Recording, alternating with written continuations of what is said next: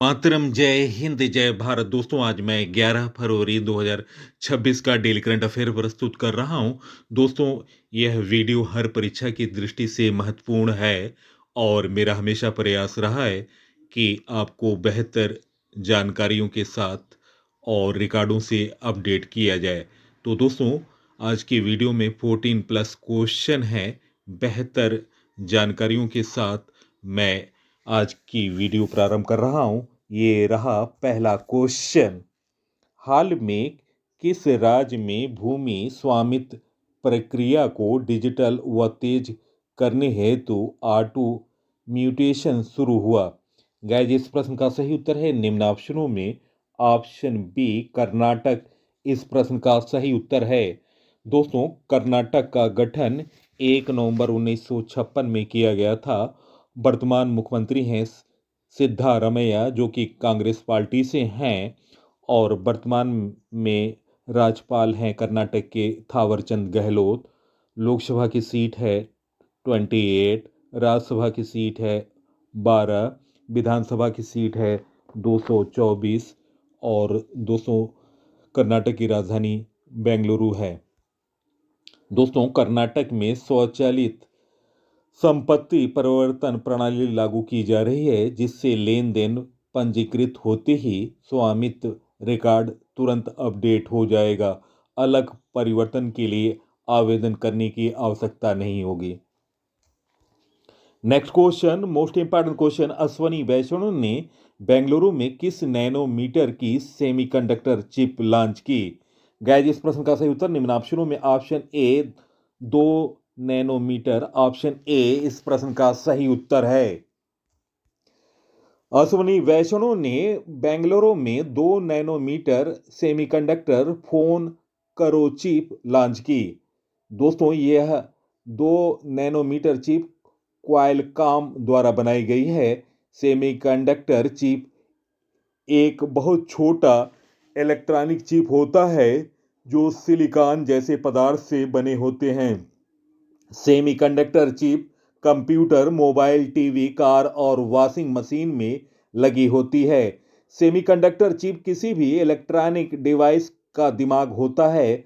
जितनी छोटी और उन्नत चिप होती है, जैसे 2 नैनोमीटर, उतनी ही तेज और कम बिजली खर्च करने वाली होती है। नेक्स्ट क्वेश्चन, ग्लोबल साउथ में पहला वैश्विक एआई इम्पैक्ट शिखर सम्मेलन 2026 कहां आयोजित किया जा रहा है?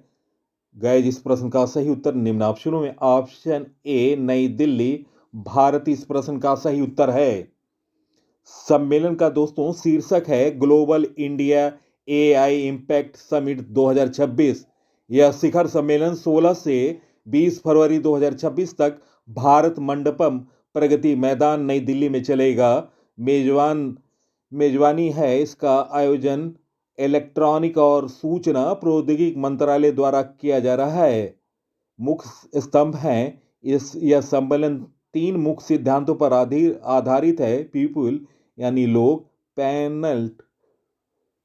पैनेट धरती और प्रोग्रेस प्रगति।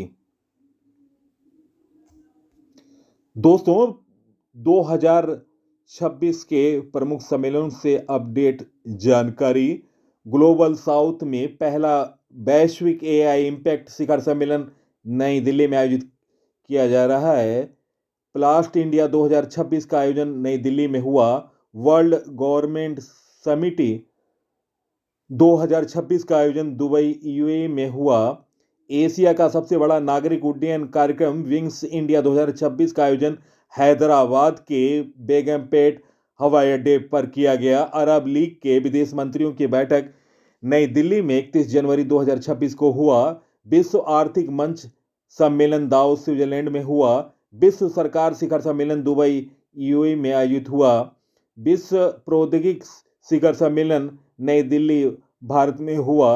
विश्व सतत विकास शिखर सम्मेलन नई दिल्ली, भारत में हुआ। G7 शिखर सम्मेलन 2025 अल्बर्टा, कनाडा में आयोजित हुआ।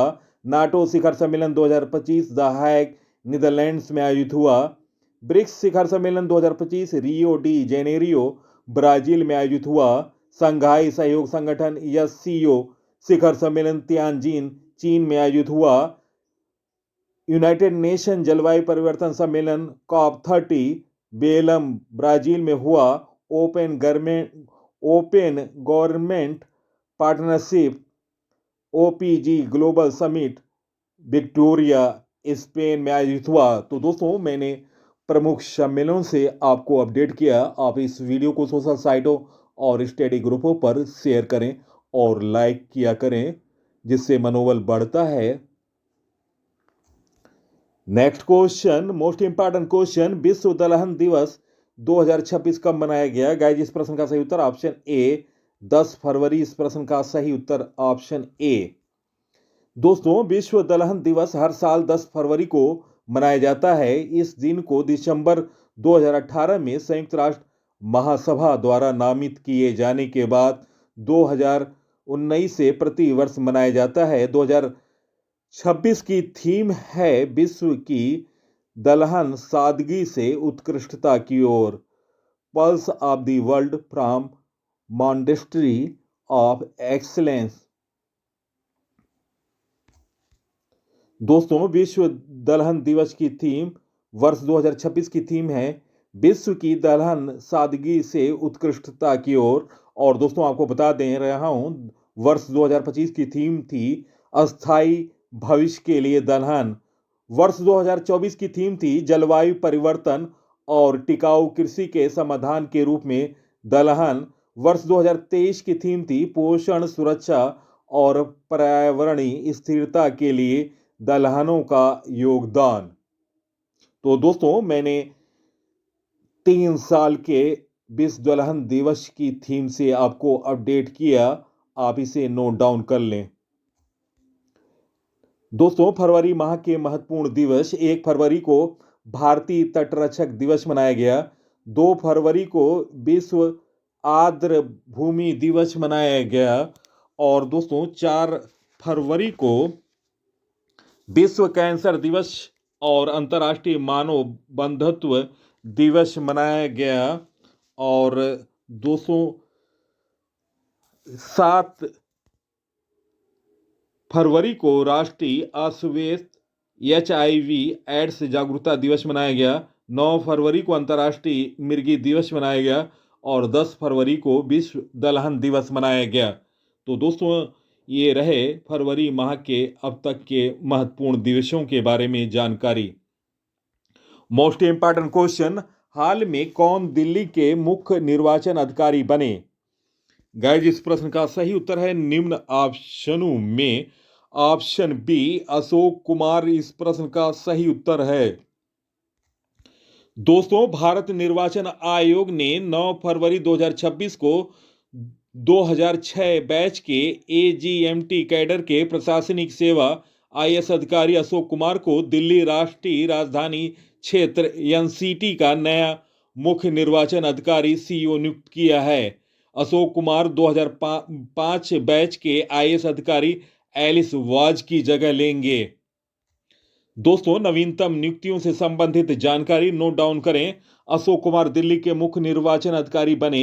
रोहित ऋषि ने IIFCL के प्रबंध निदेशक का पदभार संभाला।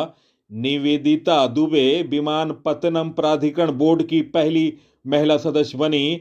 पश्चिम बंगाल के नए DGP IPS पीयूष पांडे नियुक्त हुए। इंडसइंड बैंक के अध्यक्ष और स्वतंत्र निदेशक के रूप में अरिजीत बसु को नियुक्त किया गया। ओलंपिक काउंसिल ऑफ एशिया का अध्यक्ष शेख जोआन बिन अहमद अल थानी को बनाया गया। अमेलिया वालवर्डे को भारतीय महिला फुटबॉल टीम का कोच नियुक्त किया गया। कैजाद भरचा को HDFC बैंक के पूर्णकालिक निदेशक के रूप में नियुक्त किया गया।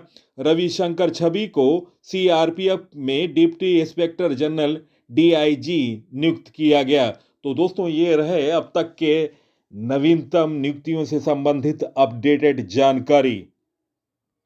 नेक्स्ट क्वेश्चन, सनाए ताकाहाशी किस देश के प्रधानमंत्री हैं जिनके नेतृत्व में सत्तारूढ़ गठबंधन ने संसदीय चुनाव में ऐतिहासिक जीत हासिल की? गाइस इस प्रश्न का सही उत्तर निम्न ऑप्शनों में ऑप्शन बी जापान इस प्रश्न का सही उत्तर है। जापान की प्रधानमंत्री सनाया ताकाइची के नेतृत्व में सत्तारूढ़ गठबंधन ने संसदीय चुनाव में ऐतिहासिक जीत हासिल की। लिबरल डेमोक्रेटिक पार्टी के नेतृत्व वाली गठबंधन ने 465 में से 352 सीटें जीती हैं। 1955 में स्थापना के बाद यह एलडीपी की सबसे बड़ी चुनावी जीत है। जापान के बारे में जानकारी। जापान की राजधानी टोक्यो है और वर्तमान प्रधानमंत्री हैं सानेता ताकाइची। आधिकारिक भाषा है जापानी, मुद्रा है येन। 4 मुख्य द्वीप हैं जापान में: होकाकाइडो, होन्शु, शिकाकू, क्यूशू। दोस्तों, अंतर्राष्ट्रीय नियुक्तियों से संबंधित जानकारी, अपडेटेड जानकारी।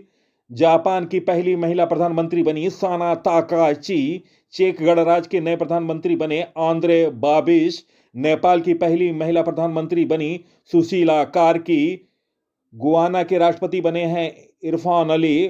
बोलाविया के नए राष्ट्रपति बने हैं रोड्रिग पाज परेरा। थाईलैंड के नए प्रधानमंत्री बने हैं अनुतीन चारविराकुल। लुथानिया के नए प्रधानमंत्री बने हैं इंगा रुगिनीने। नॉर्वे के नए प्रधानमंत्री बने हैं जोनस गहन स्टोर।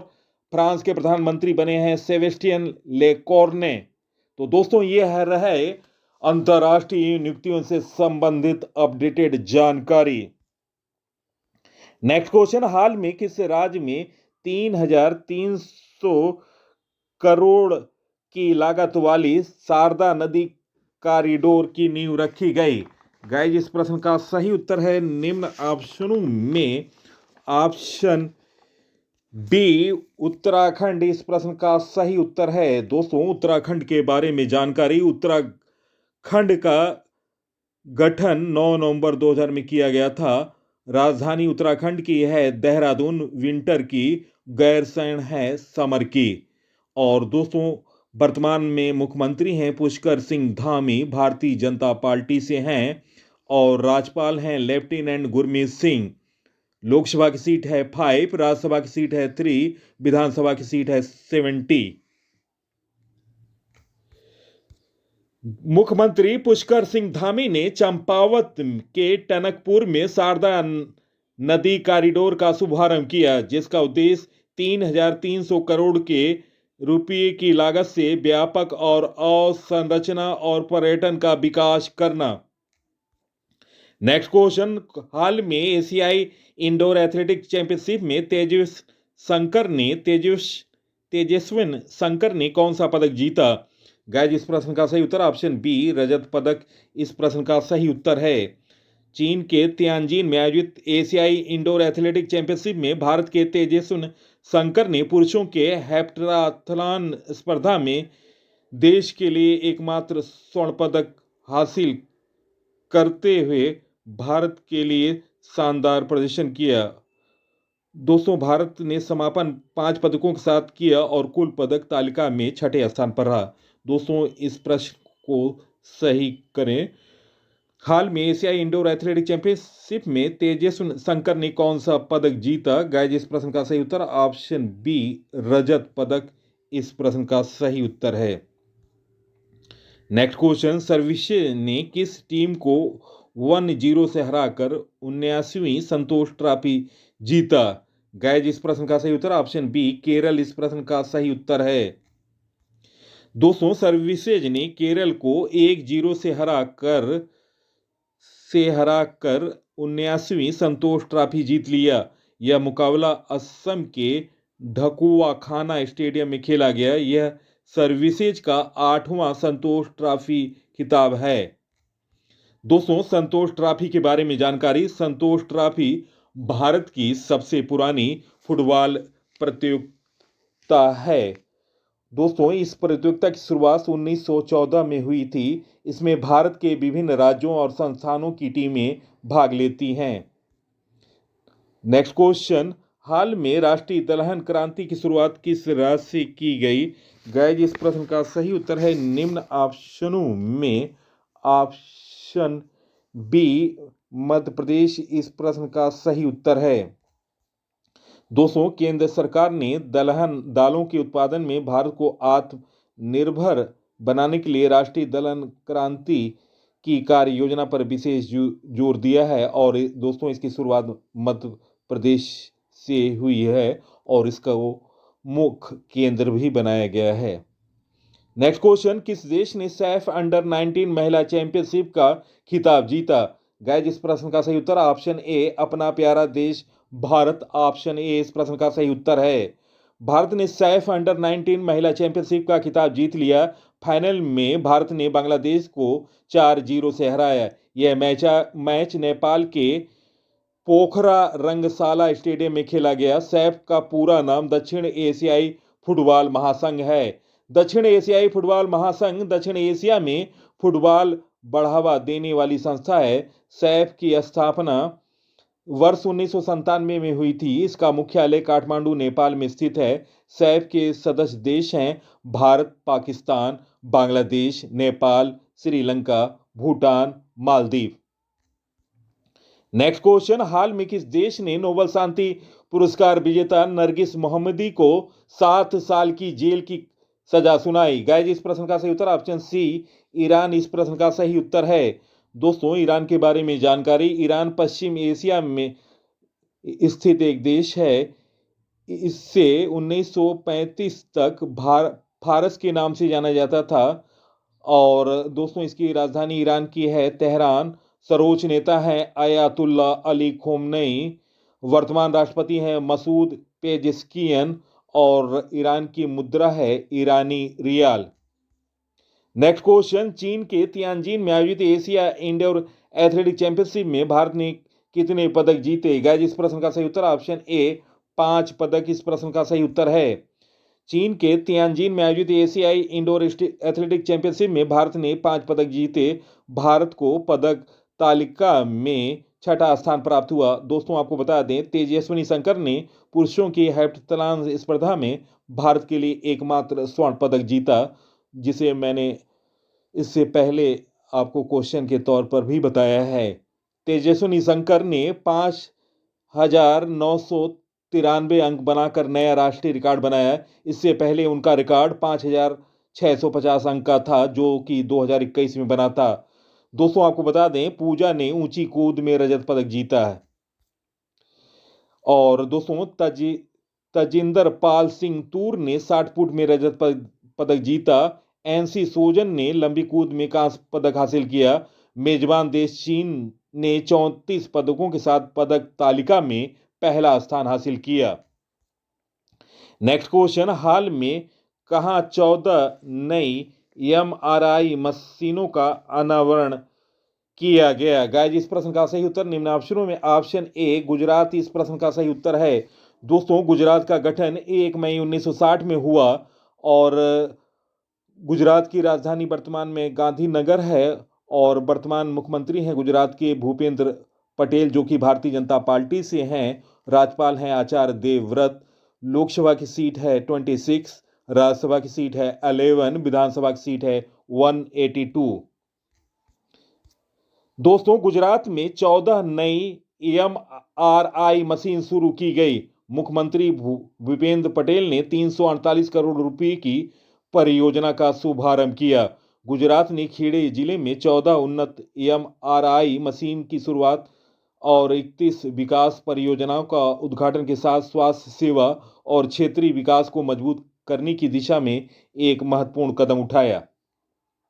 दोस्तों, गुरुवार को 1.5 टेस्ला तकनीक से लैस नई एमआरआई मशीनें, जिनकी कीमत 12.75 करोड़ रुपये है, कुल 178.54 करोड़ रुपये की लागत से खरीदी गई।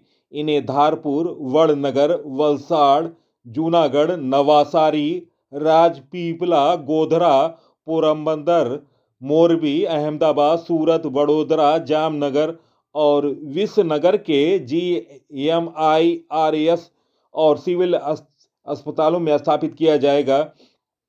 इन मशीनों से मरीजों को तेज, अधिक सटीक और उच्च गुणवत्ता वाली नैदानिक सेवाएं मिलने की उम्मीद है, जिससे पूरे राज्य में सस्ती स्वास्थ्य सेवा तक पहुंच में सुधार होगा। दोस्तों, प्रश्नों का चयन, पीसी सर की लगातार मेहनत और अपडेटेड जानकारी निश्चित तौर से आप लोगों को पसंद आया होगा। आप इस वीडियो को सोशल साइटों और स्टडी ग्रुपों पर शेयर करें। इसी के साथ मैं इस अंक से विदा ले रहा हूं। अगले अंक में आपसे मुलाकात होगी। तब तक के लिए नमस्कार, वंदे मातरम, जय हिंद, जय भारत।